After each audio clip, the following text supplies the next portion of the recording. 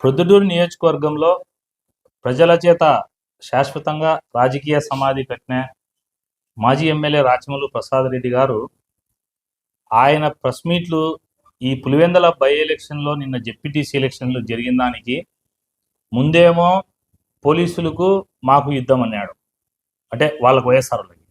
Next ఏమన్నాడు, ballot పెడతారా EVM పెడతారా అన్నాడు. ప్రెస్ వాళ్ళు ఉండి అక్కడ ఉండే వాళ్ళు బ్యాలెట్ అంటే బ్యాలెట్ మేమే గెలుస్తామన్నాడు. అది అయిపోయినాక మళ్ళీ ఒక ఛానల్తో ఇంటర్వ్యూలో తీసుకుని 3000 ఓట్లతో మేము గెలుస్తున్నాం, అలాడ ఇనపసాయుడు తబ్బెట్లు జగ్గునక్ అని మేము గెలుస్తున్నామని మళ్ళా మాట అన్నాడు. మళ్ళా నిన్న వచ్చినాడు ఏందో ఒక టెంట్ వేసి గాంధీ మహాత్ముడి నిజంగా ఆయనకు ప్రేమ ఉన్నట్టు, నిజంగా గాంధీ గారి ఆశయాలకు ఈయన వారసుడైనట్టు, అంబేద్కర్ రాజ్యాంగం రాసే అంబేద్కర్ రాజ్యాంగం అమలు కావడంలే అని చెప్పేసి ఈయన ఏదో బాధపడిపోతానట్టు ఒక స్టంటు ఒక షో పెట్టినాడు. నువ్వు ఏం మాట్లాడుతాండావు, నువ్వు ఏం జరిగింది? చిన్న లాజిక్ మిస్ అయ్యాడు. మన పొద్దుటూరులో చెల్లని రూపాయి పులివెందలో జరుగుతుందంట, పులివెందల్లో చెల్లని రూపాయి విజయవాడలో జరుగుతుందే. నువ్వు ఏడా చెల్లని నూకవు స్వామి. చిన్న లాజిక్ ప్రజలు గమనించండి. రాచమల్లు ప్రసాద్ రెడ్డి ముఖ్యంగా ఇది గమనించాలా. అసెంబ్లీ ఎన్నికలలో 175 సీట్లకు మీకు వచ్చింది 11 సీట్లు. అంటే ఎంత పర్సంటేజ్ వచ్చింది? అదే పర్సంటేజ్ మైన 10,000 ఓట్లుంటే అంతే పర్సంటేజ్ ఆఫ్ ఓట్లు వచ్చినాయి. కారణం ఏంది అని అన్వేషించకుండా ఒకసారి బాగా ఆలోచన చేయాలి రాచమల్లు ప్రసాద్ రెడ్డి గారు. ఇంట్లో కూర్చొని నిమ్మలంగా మంచిగా నైట్ ఏదన్నా మంచిగా తినేసి ఒక్కడివి అట్లా కూర్చొని ఒకసారి ఆలోచన చేసి మాట్లాడేటప్పుడు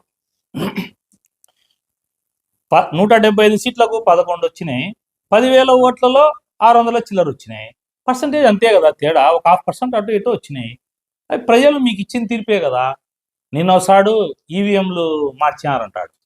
అంటే మనం 2019లో పొద్దుటూరులో గెలిచినాము, అప్పుడేమన్నా నువ్వు ఈవీఎంలు హ్యాక్ చేసినావా?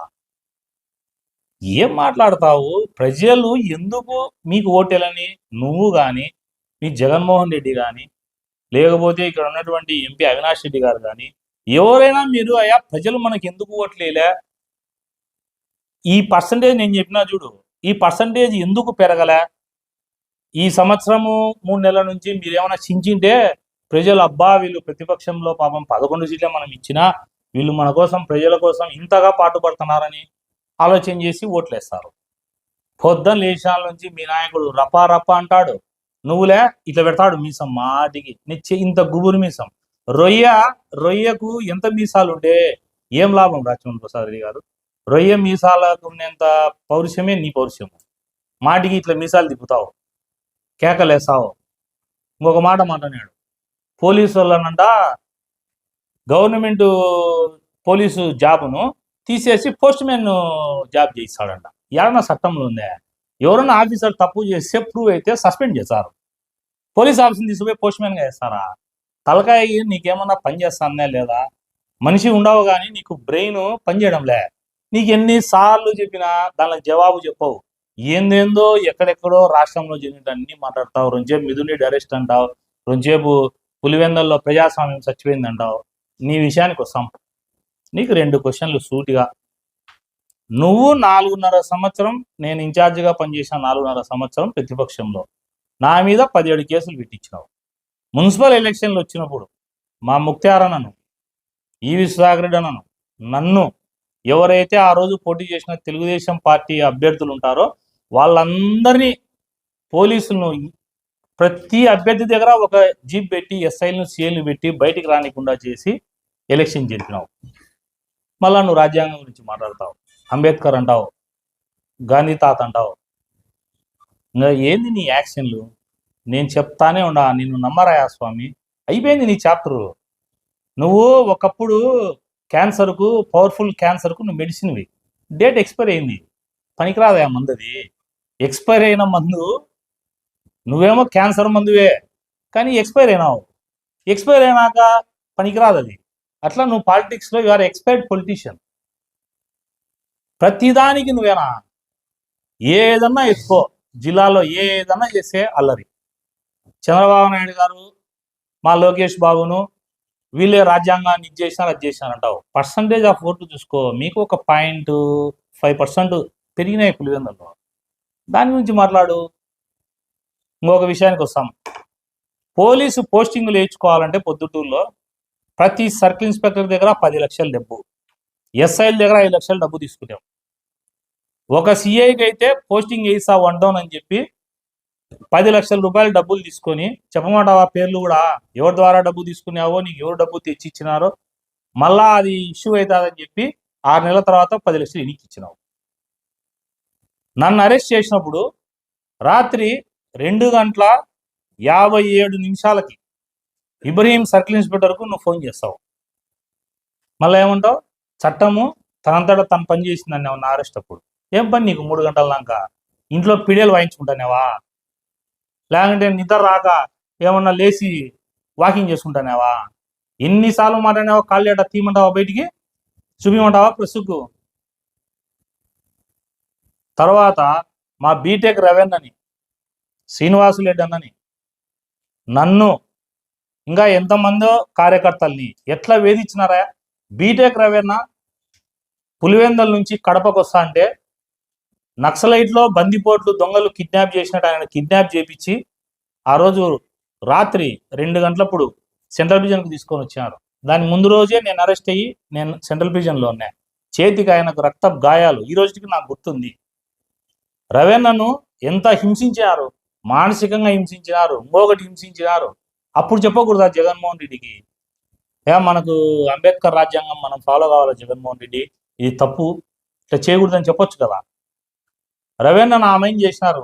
మళ్ళీ శ్రీనివాసులెడ్డి అన్న అంగళ్ళ కేసులో అంగళ్ళ దగ్గర గొడవ జరిగితే శ్రీనివాసులెడ్డి అన్న హైదరాబాద్లో ఉంటే ఆ కేసులో శ్రీనివాసులెడ్డి అన్న ముద్దాయిం చేసి లోపల అందించినారు. ఎవరెవరో అంగళ్ళ కేసులో సంబంధం లేని వాళ్ళందరికీ పెద్దిరెడ్డి ఫోన్లు చేసి మీ తాలూకాలో మీకు ఎవరన్నా ఒక 10 మంది గట్టిగా తెలుగుదేశానికి పనిచేసే వాళ్ళు ఉంటే తండ్రి ఈ కేసులు ఎక్కిస్తామని చెప్పి దాదాపుగా 300 మంది మీద అక్రమంగా 307 కేసు పెట్టి లోపల ఇచ్చినావు. తండ్రి కొడుకులు ఎంతమందిని ఇచ్చినారు మీ ప్రభుత్వంలో? ఇవన్నీ నీకు కనపరావు. పొద్దుటూరులో నువ్వు చేసిన పోలీసులను అడ్డం పెట్టుకొని దౌర్జన్యకాండ ఇంకా పొద్దుటూరు ప్రజలకు తెలుసు. ఇబ్రహీంను నీ తొత్తుగా పెట్టుకొని ఎన్ని పంచాయతీలు చేయించినావు, ఎంతమందిని బెదిరించినావు, ఎంతమంది దగ్గర డబ్బులు వసూలు చేసినావు. నీ ఇష్టం వచ్చినట్టు మా మీద తప్పుడు కేసులు పెట్టి మా మీద పోలీసులను వదిలిపెట్టి ఈ రోజు నేను చూస్తా అంటే అసలు ఆ రాచమల్లు ప్రసాద్ రెడ్డి అన్నా ఇప్పుడు మాట్లాడేది, లేకపోతే ఇంకొకరు అనేంత ఆశ్చర్యంగా ఉంది. పొద్దుటూరు ప్రజలు ఆశ్చర్యపోతున్నారు. నిజంగా ఈయన రాచమల్లు ప్రసాద్ రెడ్డినా గతంలో చేసినవి అన్నీ చేసి మళ్ళా ఈ రోజులే సత్యహరిశ్చంద్రుడు వారసుని మాదిరి. అది ఒకటి ఈ మధ్యన డైలాగ్ చెప్పబట్టినాడు, ప్రజాస్వామ్యం కూని అయిందని. ప్రజాస్వామ్యాన్ని కూని చేసింది నువ్వు మాట్లాడుతా అంటే ప్రజాస్వామ్యం గురించి ప్రజలు బంకు దగ్గర టీ బంకుల దగ్గర చూడిపో నవ్వుకుంటారని ప్రెస్ మీట్లు చూసి, ఏమి దానికి ఏమైనా తలకాయ చెడిపోయింది అని. అరే ప్రొద్దుటూరు నియోజకవర్గానికి ఏం కావాలా, ప్రొద్దుటూరు నియోజకవర్గానికి ఏం చేయాలా, ఇవి ఆలోచన చేయకుండా మాటికి ఏందో నాకు అర్థం కాదు. మొన్న ఏమన్నా ఇట్లా మీసాలు తిప్పుతున్నావు, ఏమొస్తుంది ఈ మీసాలు తిప్పితే? తొడలు కొడితే మీసాలు తిప్పితే వస్తుందా? ప్రజల మనస్సు గెలిచమంటే గెలిచవు. పోనీ నీకు ధైర్యం లేదు. ఇంకా నీకంటే వయసులో చిన్నోని నేను కొన్ని మాటలు అనకూడదు. నేను రాయా శివాలయం కాడికి చర్చిస్తాము, నువ్వు పెట్టిన ఎఫ్ఐఆర్లు తీసుకొస్తా, నీవన్నీ అవినీతిలో నువ్వు చేసిన దౌర్జన్యాలన్నీ నిరూపిస్తామంటే ఏం నోరెత్తాడు. గప్చుప్గా గమ్ము కూర్చొని వేరే దానిల గురించి మాట్లాడతాడు. ఏం నోరు లేదా నీకు? నేను అడిగే దానికి జవాబు చెప్పలేవా నువ్వు? అంటే నీకు మాటలు ఏమన్నా రావా? పోలీసులు నువ్వు ఎట్లా వాడుకునే దాని మీద వస్తావా? ఫైనల్గా రాచమల్లు ప్రసాద్ గారికి ఒకటి చెప్తానా, నీ హయాంలో పనిచేసిన సర్కిల్ ఇన్స్పెక్టర్లందరినీ పిలుచుకొని శివాలయం కాడికి వస్తా. నువ్వు శివాలయం దగ్గరికి రా, నేను చూపిస్తా ఎవిడెన్స్తో సహా. నువ్వు ఏ పోలీస్ ఆఫీసర్ను ఉపయోగించి ఏ నీచ్ కమీన్ కుత్తే కాని పనులు చేసినావో అన్నీ నేను నిరూపిస్తా. నీకు మళ్ళా చెప్తానా, ఖబర్దార్, ఒళ్ళు దగ్గర పెట్టుకొని మాట్లాడు. నువ్వు చంద్రబాబు నాయుడు గారి గురించి కానీ లోకేష్ బాబు గారి గురించి కానీ నోరు ఎత్తినావనుకో నీకు తీవ్రమైన పరిణామాలు ఉంటాయి. లోకేష్ గారు యువగలం పాదయాత్ర ఇచ్చేటప్పుడు ఎట్లంటే అట్లా ఆయన మాట్లాడి దమ్ముంటే మంగళగిరిలో కాదు ఇక్కడ పోటీ చేయన్నావు. ఏమైంది? ప్రజలు నీకు ఏం చేసినారు? ముడుచుకొని మట్టేసి మూట కట్టి ఇంట్లో పెట్టారు. నువ్వు ఎక్స్పైర్ మెడిసిన్వి. ప్రొద్దుటూరు నియోజకవర్గ రాజకీయాల్లో you are and expired medicine. నువ్వు వేసినా కూడా మనిషికి పని చేయదు. మెడిసిన్ వేసినా కూడా మనిషికి పని ఎట్లా చేయదో ఎక్స్పైర్ అయింది. ఇంకా ఎక్స్పైర్ చేస్తే కనుక సైడ్ ఎఫెక్ట్స్ వస్తాయి, ర్యాషెస్ ఇంకోటో. అట్లాంటివి నువ్వు పొద్దుటూరుకు. నువ్వు రాజకీయాల్లో సమాధి కాబడినావు. నాలిక ఒళ్ళు దగ్గర పెట్టుకొని మాట్లాడితే బాగుంటుంది. నువ్వు ఇట్టనే గన మీసాలు తిప్పుతా కేకలేస్తా అల్లర్లు చేస్తా అంటే నువ్వు శివాలయం కాడికి రా. నీకు మళ్ళా చెప్తానా, ధైర్యం ఉందా, నీకు దమ్ము ఉందా, రాజకీయాల్లో నీకు క్యారెక్టర్ ఉందా, క్రెడిబిలిటీ ఉందా, లేకపోతే ప్రజాసేవ చేయాలనే ఉద్దేశం ఉందా, ఏవి ఉన్నా ఛాలెంజ్ చేస్తానా రా, చర్చకు నేను సిద్ధం.